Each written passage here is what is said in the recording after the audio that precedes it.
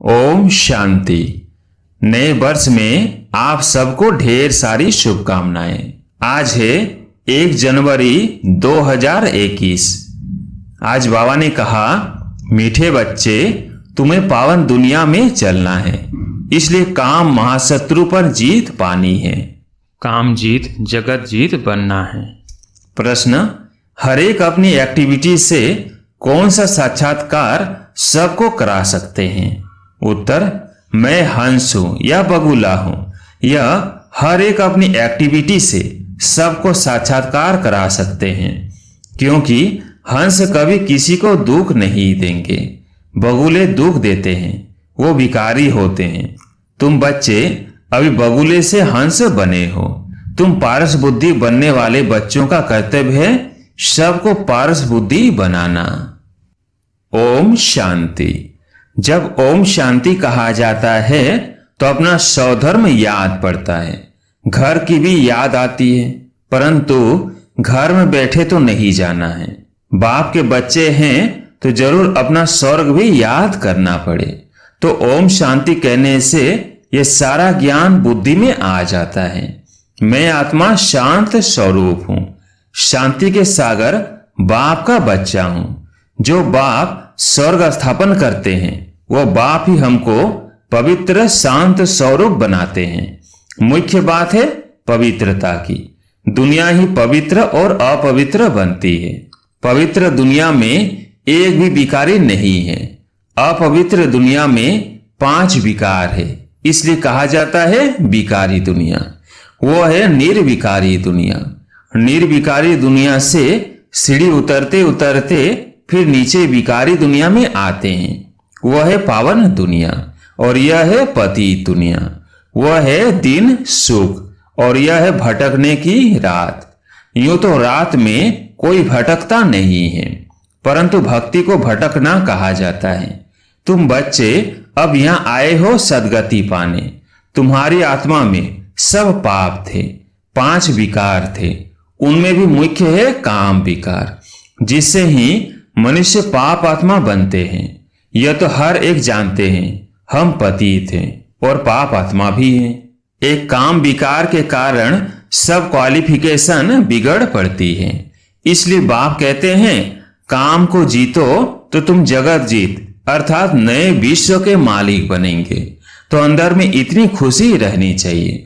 मनुष्य पतित बनते हैं तो कुछ भी समझते नहीं। बाप समझाते हैं कोई भी विकार नहीं होना चाहिए। मुख्य है काम विकार। इस पर कितने हंगामे होते हैं। घर घर में कितनी अशांति हाहाकार हो जाता है। इस समय दुनिया में हाहाकार क्यों है? क्योंकि पाप आत्माएं हैं। विकारों के कारण ही असुर कहा जाता है। अभी तुम समझते हो इस समय दुनिया में कोई भी काम की चीज नहीं।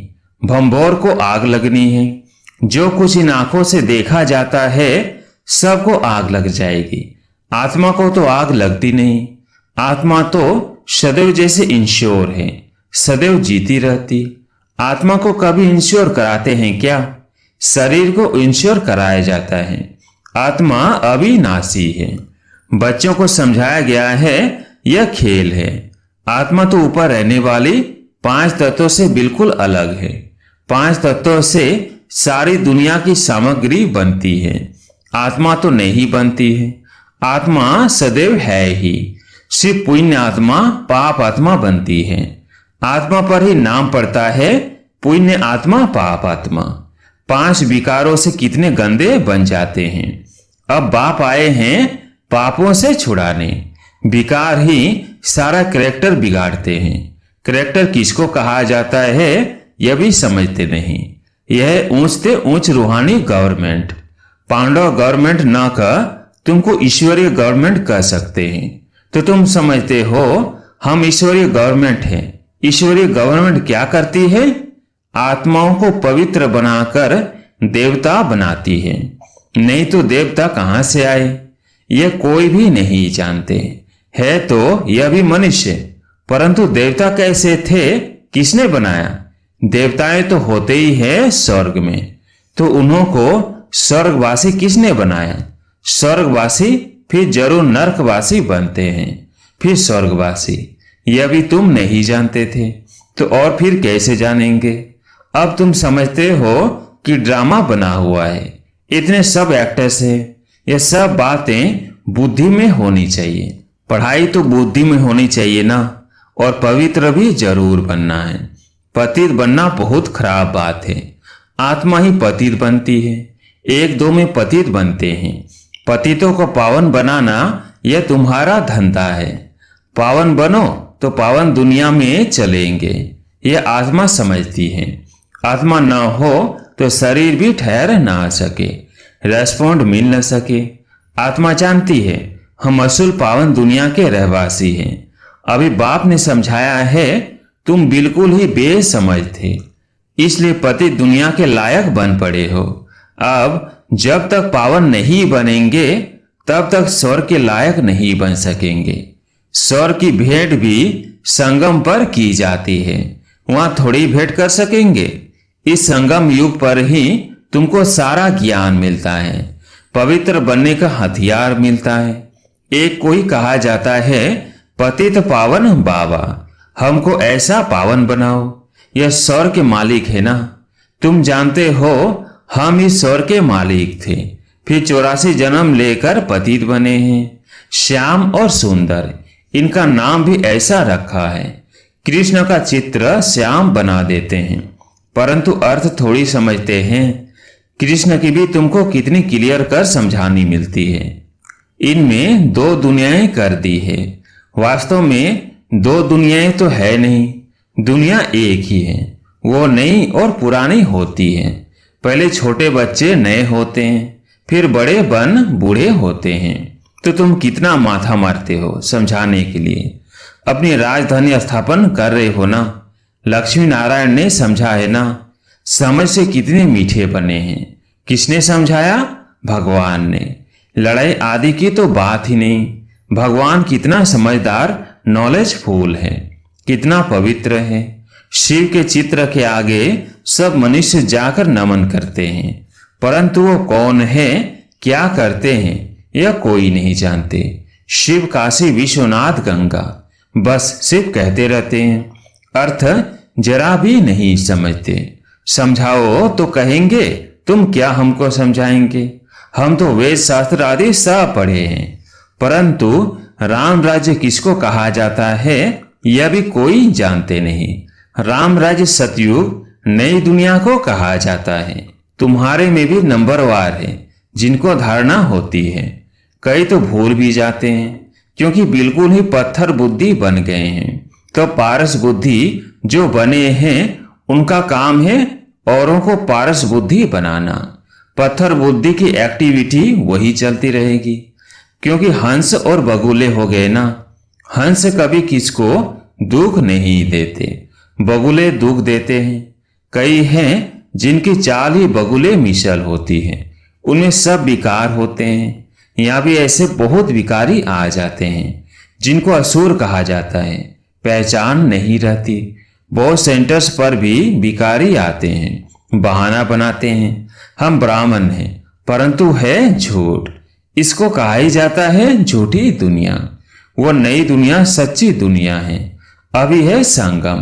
कितना फर्क रहता है। जो झूठ बोलने वाले, झूठा काम करने वाले हैं वो थर्ड ग्रेड बनते हैं। फर्स्ट ग्रेड, सेकंड ग्रेड तो होते हैं ना। कहते हैं पवित्रता का भी पूरा सबूत देना है। कई कहते हैं ये दोनों इकट्ठे रहकर पवित्र रहते, ये तो इम्पॉसिबल है। तो बच्चों को समझाना चाहिए, योग बल न होने के कारण इतनी सहज बात भी पूरी रीति समझा नहीं सकते हैं। उनको यह बात कोई नहीं समझाते कि यह हमको भगवान पढ़ाते हैं। वह कहते पवित्र बनने से तुम 21 जन्म स्वर्ग के मालिक बनेंगे। वो है पवित्र दुनिया। पवित्र दुनिया में पतित कोई हो न सके। 5 विकार ही नहीं है। वह है वॉइसलेस वर्ल्ड और यह है विशेष वर्ल्ड। हमको सतयुग की बादशाही मिलती है, तो हम एक जन्म के लिए क्यों नहीं पावन बनेंगे। जबरदस्त लॉटरी मिलती है हमको, तो खुशी होती है। देवी देवता पवित्र है ना, अपवित्र से पवित्र भी बाप ही बनाएंगे। तो बताना चाहिए हमको ये टेम्पटेशन है। बाप ही ऐसा बनाते हैं। बाप बिगर तो नई दुनिया कोई बना ना सके। मनुष्य देवता बनाने भगवान ही आते हैं, जिसकी रात्रि गाई जाती है। यह भी समझाया है ज्ञान भक्ति वैराग्य। ज्ञान और भक्ति आधा आधा है। भक्ति के बाद है वैराग्य। अब घर जाना है। यह शरीर रूपी कपड़े उतार देने हैं। इस छीछी दुनिया में नहीं रहना है। 84 का चक्र अब पूरा हुआ। अब वाया शांति धाम जाना है। पहले पहले अलग की बात नहीं भूलनी है। यह भी बच्चे समझते हैं। यह पुरानी दुनिया खत्म होनी है। बाप नई दुनिया स्थापन करते हैं। बाप अनेक बार आए हैं स्वर्ग की स्थापना करने। नरक का विनाश हो जाना है। नरक कितना बड़ा है, स्वर्ग कितना छोटा है। नई दुनिया में एक ही धर्म होता है, यहाँ है अनेक धर्म। एक धर्म किसने स्थापन किया? ब्रह्मा ने तो नहीं किया। ब्रह्मा ही पतित सो फिर पावन बनता है। मेरे लिए तो नहीं कहेंगे पति सो पावन। पावन है तो लक्ष्मी नारायण नाम है। ब्रह्मा का दिन, ब्रह्मा की रात, यह प्रजापिता है ना। शिव बाबा को अनादि क्रिएटर कहा जाता है। अनादि अक्षर बाप के लिए है। बाप अनादि तो आत्माएं भी अनादि हैं। खेल भी अनादि है। बना बनाया ड्रामा है। 100 आत्मा को सृष्टि चक्र के आदि मध्य अंत ड्यूरेशन का ज्ञान मिलता है। यह किसने दिया? बाप ने। तुम 21 जन्मों के लिए धन के बन जाते हो, फिर रावण के राज्य में निधन के बन जाते हो। यहां से ही कैरेक्टर बिगड़ते हैं। विकार है ना। बाकी दो दुनिया नहीं है। मनुष्य तो फिर समझते हैं नरक स्वर्ग सब इकट्ठे ही चलते हैं। अभी तुम बच्चों को कितना क्लियर समझाया जाता है। अभी तुम गुप्त हो। शास्त्रों में तो क्या क्या लिख दिया है। सूत कितना मूझा हुआ है। सिवाय बाप के कोई सुलझा ना सके। उन्हें ही पुकारते हैं हम कोई काम के नहीं रहे हैं। आकर पावन बनाए, हमारे कैरेक्टर सुधारो। तुम्हारे कितने कैरेक्टर सुधरते हैं। कोई कोई के तो सुधरने बदले और ही बिगड़ते हैं। चलन से भी मालूम पड़ जाता है। आज महारथी हंस कहलाते हैं, कल बगुला बन पड़ते। देरी नहीं लगती है। माया भी गुप्त है ना।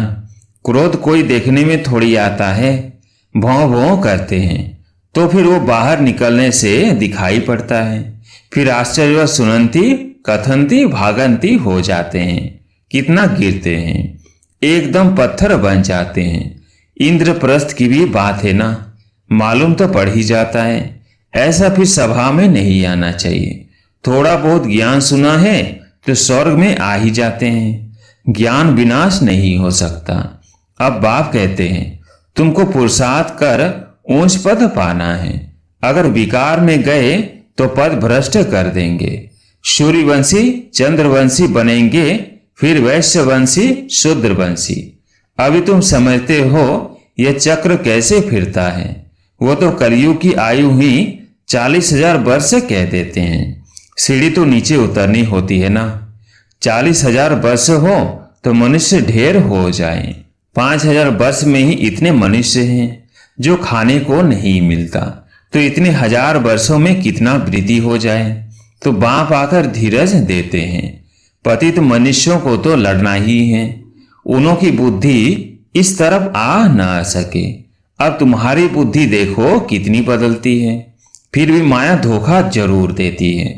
इच्छा मात्रम अविद्या। कोई इच्छा की तो गया, वर्थ नॉट ए पेनी बन जाते हैं।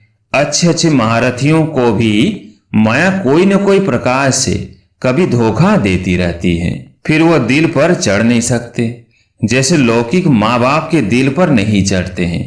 कोई तो बच्चे ऐसे होते हैं जो बाप को भी खत्म कर देते हैं, परिवार को खत्म कर देते हैं। महान पाप आत्माएं हैं। रावण क्या कर देते। बहुत डर्टी दुनिया है। इनसे कभी दिल नहीं लगाने चाहिए। पवित्र बनने की बड़ी हिम्मत चाहिए। विश्व के बादशाही के प्राइज लेने के लिए पवित्रता मुख्य है। इसलिए बाप को कहते हैं कि आकर पावन बनाओ। अच्छा, मीठे मीठे शिकिलदे बच्चों प्रति माता पिता बाप दादा का याद प्यार और गुड मॉर्निंग। रूहानी बाप की रूहानी बच्चों को नमस्ते। हम रूहानी बच्चों की रूहानी बाप दादा को याद प्यार गुड मॉर्निंग नमस्ते नमस्ते। धारणा के लिए मुख्य सार। पहला पॉइंट, माया के धोखे से बचने के लिए इच्छा मात्र अविद्या बनना है। इस डर्टी दुनिया से दिल नहीं लगानी है।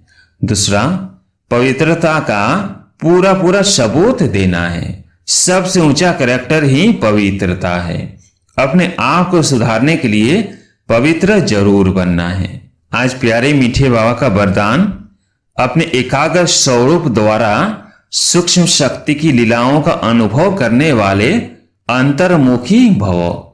अपने एकाग्र स्वरूप द्वारा सूक्ष्म शक्ति की लीलाओं का अनुभव करने वाले अंतर्मुखी भव। एकाग्रता का आधार अंतर्मुखता है। जो अंतर्मुखी है वे अंदर ही अंदर सूक्ष्म शक्तियों की लीलाओं का अनुभव करते हैं। आत्माओं का आह्वान करना, आत्माओं से रुझान करना, आत्माओं के संस्कार स्वभाव को परिवर्तन करना, बाप से कनेक्शन जुड़वाना, ऐसे रूहों की दुनिया में रूहानी सेवा करने के लिए एकाग्रता की शक्ति को बढ़ाओ। इससे सर्व प्रकार के विघ्न स्वतः समाप्त हो जाएंगे। स्लोगन, सर्व प्राप्तियों को स्वयं में धारण कर विश्व की स्टेज पर प्रत्यक्ष होना ही प्रत्यक्षता का आधार है। विशेष नोट है, यह जनवरी मास मीठे साकार बाबा की स्मृतियों का मास है। स्वयं को समर्थ बनाने के लिए विशेष अंतर्मुखी बन सूक्ष्म शक्तियों की लीलाओं का अनुभव करना है। पूरा ही मास अपनी अव्यक्त स्थिति में रहना है। मन और मुख का मौन रखना है। अच्छा, ओम शांति।